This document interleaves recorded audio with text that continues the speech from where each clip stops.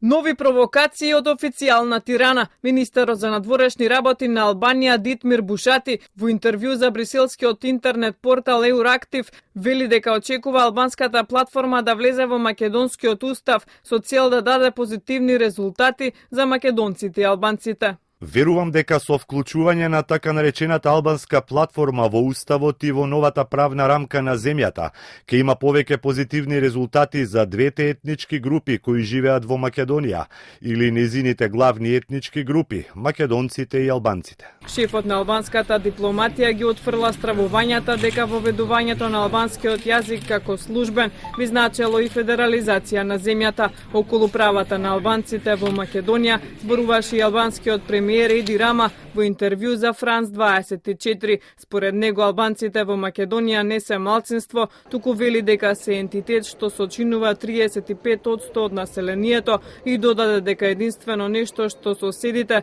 односно македонците, треба да го направат е да го почитуваат Охридскиот договор. Premièrement, il n'y a pas une minorité albanaise en Macédoine. Il y a une entité qui, ensemble avec l'entité macédonienne, constitue l'État de la Macédoine. C'est 35% et plus de population de la Macédoine que c'est albanaise. C'est pas une minorité.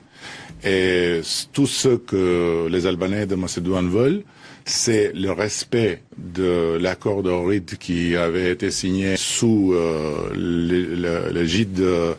Изјави Рама и уште еднаш повтори дека тие сакаат голема Европа, а не голема Албанија. Ова е последната од низата изјави на албанскиот премиер што ја разбрануваа македонската јавност. Пред неколку дена тој за швајцарски медиуми изјави дека Тирана не ги негира македонскиот јазик и идентитет, притоа нарекувајќи на слабо македонци, и додаде дека за нив е несфатливо зошто македонците не сакаат албанскиот јазик да биде официјален на национално ниво, иако албанското население представува речиси 1/3 од населението. Големо албанските интереси неодамна ги потенцираше и албанската пратеничка Мосила Дода од коалиционата социјалистичка партија на Еди Рама, нарекувајќи ја Македонија или Рида. Asnjë kuptim nuk e gjen dot arsyeën e vetë të ekzistencës në dhunimin dhe mos respektimin e shqiptarëve të Tetovës, të Shkupit, të Gosivarit, Tetovës, të Orit dhe Strugës. Presidenti mbaruar i Maqedonësve kërcënoi shqiptarët me ushtrinë e këtij shteti fantazëm. Ai din që kjo ushtri ka më shumë bi nëna shqiptar që nuk e hedhi një pushk kundër vllaut vetë shqiptar. Shqiptarët e UÇK-s në Sharr dje deklaruan se do e mbrojmë me çdo kusht Ileridës.